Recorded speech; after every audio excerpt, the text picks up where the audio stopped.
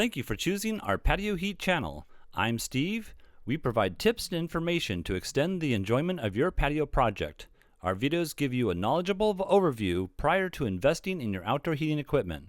Whether you are a professional or owner-builder, we provide specific details for optimum heat coverage for your application. Post a comment or question, or for developed visual designs, send your request into designs@patioheat.com. We're here to work with you. For over 30 years, patio heating is the bedrock of our business, expressing what works best. Now let's get heating. All right, let's take a look at this patio structure, and I'm going to go right into the overall dimensions first of all. So we have here a 14-foot 10 distance from, I believe it's the post to the outside edge of the post. And then we have this section over here that is 10-foot 10 and a quarter from outside edge to outside edge. We have a height here of 7'8" to the top of this cross member beam. And then we have a height of the overall structure of 10'3" and 1/2 inch. And that's pretty much about it. I just want to show also that I have a model here standing at 5'10" inches. Let's go ahead and turn that off. Now, the first thing I'm going to show is the preferred application that I'm going to go back into in just a little bit. But this is two of the Slimline 4,000 watt units at 30-degree tilt, and I have them mounted up on this top edge over here. Now, the reason I'm going to go into this in just a minute is I want to show some other options, first of all, that really don't look as well as that one right there. So the first one I'm going to show is the 45-degree angle unit. The reason I'm showing this is because this is a Slimline 4,000 watt unit at 45 degrees. When it's mounted on a vertical surface like this, it could only turn down. So if it went straight out, it can only go down 45 degrees maximum tilt. This bracket will not allow anything further than that. So that's the one thing that I don't like about mounting it on this edge over here. One other thing I wanted to mention about this dimensions is 4'4" in diameter on the fan itself. So I'm going to go back off of that, and now I'm going to show the ray of this application here. So you can see that with the 45-degree tilt, we're not really covering about 2-foot section from here to here, nor are we covering that area over here as well. I do have these centered within the patio structure itself, and so that's pretty much about it as far as that's concerned. We do need to make sure that we are meeting the clearance above the heater itself from this point here to any combustible surface that is 6 inches high. So that's how I have this heater mounted, is so that we're meeting that clearance. And let's go ahead and turn that off right now. And then we're going to go ahead and look at a possible other option. And this one here, I was looking at placing the units in this fashion here. You have two units, one centered here. Same kind of application. Well, actually, no, this is a 15-degree angle, I believe. So straight down 15 degrees. I have the clearance at the bottom of the heater here at 6 inches from this edge, and then I have it mounted on these beams up here. Now you can see that the physical mount isn't really there at this moment, but I wanted to show is that the brackets themselves can adjust in the length based on this section right here, that you can move the heater bracket left and right based on where you need to mount that. So if I was to take this, and I'm going to do one at a time here. Let's see if I can do that properly. I'm going to go ahead and just move this slightly over here. We're going to go with the, you can see I have it a little bit lower than it should be, but that is approximately where it should be. Let's go ahead and take this now. And I'm going to move this so that it's just, you know, beyond there. This isn't going to be exact here, but you can see how you can move the bracket here. That's basically what I'm trying to show, based on where you can mount the unit itself. So you can see that this is too high here. So if I was to, you know, put it down properly, it would be more like something like this. And there we go.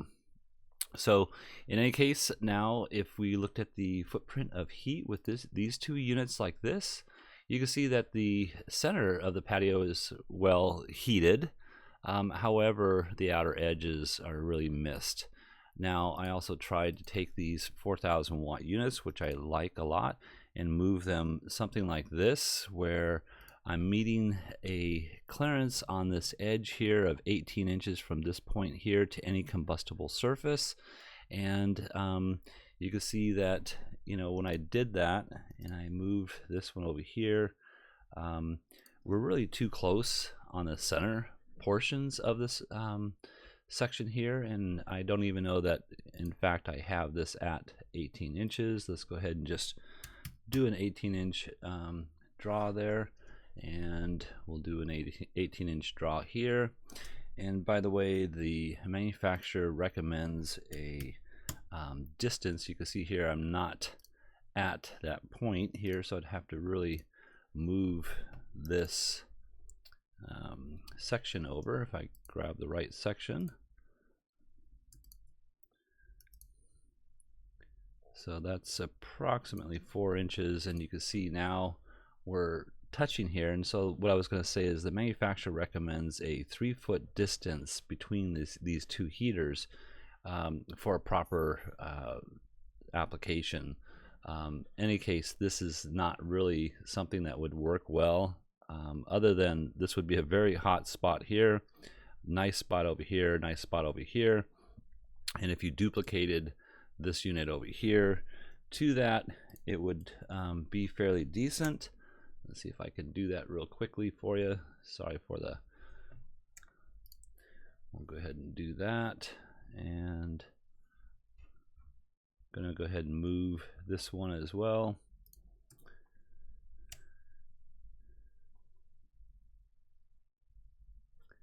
So, you know, would this work?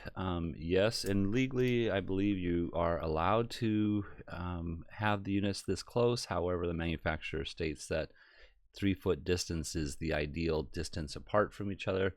But that would be how this would, you know, how this would look as far as the amount of heat that you're really putting in here. So this would again be a very hot location right here, and the rest would be fairly decent. You know, even the fact that you're sitting here or sitting here would be good. It's just that you got a lot of overlapping rays, you know, especially here in the middle as well as right here. So over here would be great as well with these units like that. So I'm going to turn that one off and go with another application. Now the units I just showed were 63 inches long. Now these are what they call slimline 24, so that's 2400 watts at 240 volts. And now you can see that I have them, they're a lot shorter. They're 42 inches in length as opposed to the 63 inches in length, and that would work fairly decent. However, the intensity isn't as high as the 4,000 watts. So let's go ahead and show what that looks like. And again, you know, these are at a 15-degree tilt off, you know, straight from the ground, 15 degrees. And again, mounting it on the ceiling up here, I don't have it angled properly here, but mounting it on these beams here would allow for that 15-degree minimum tilt as opposed to putting it on the outer edge over here. This would be fairly, well, it's a good application. However, the intensity isn't as high. And so that's why I'm not extremely happy about it, but it's like probably my second favorite application. Now, you know, could you move these units over slightly? You know, you could probably, that's about 6 inches right there that I just moved them in. Move these over here 6 inches, and now we're getting a better overlapping ray so that this would be more comfortable right here. But yeah, this would be again my second preferred application. And let's see, I'm going to go ahead and turn that one off now and go to the first application, which was the, let me just double check this here. That's the one we just showed, and those are the mounted on the edge. So let's go back to the 30-degree tilt. So now I have these 6,000 watts mounted on the outer edge at 30-degree tilt. So because the fact that I have these brackets mounted on the beam up here, and again you can move the brackets left and right this direction on the heater, but having it at 30-degree tilt, putting on the ray, you can see that we're penetrating the seating position over here real well, the seating position over here real well as we have crossover rays here that is really well. And these are 4,000 watts, so the intensity is a lot hotter and nicer for this application. And this again would be my favorite. So the other thing I want to show is that you can see here that the ray itself is penetrating half of this model, or half of the upper section of him. And I want to just kind of mention real quickly that if you were to think about how the sun works, if you were to be standing in the shadow of the structure itself, you're not going to feel the warmth of the sun. However, if you stepped right out into the sunlight itself, you'll feel that warmer ray, and that's how infrared light waves work. Infrared light waves heat mass. If you're in the ray, you will feel the warmth. If you're outside of the ray, so if I was to, let's say just move him over here, now he's pretty much out of the ray, not feeling any of that warmth. So you need to make sure that your footprint of heat is set up so that it's penetrating the positions that are going to be occupied. Just to note, these sofas that I have here are rather large. They did mention that they wanted to have some sofas over here and a dining table over here. It's probably not going to be as wide as this, but if they're wider than the actual structure itself, you're going to be outside of that ray again. But that's just a piece of information that I wanted to show. But in any case, that is my favorite application. 2 of the 6,000 watt units mounted on opposite ends.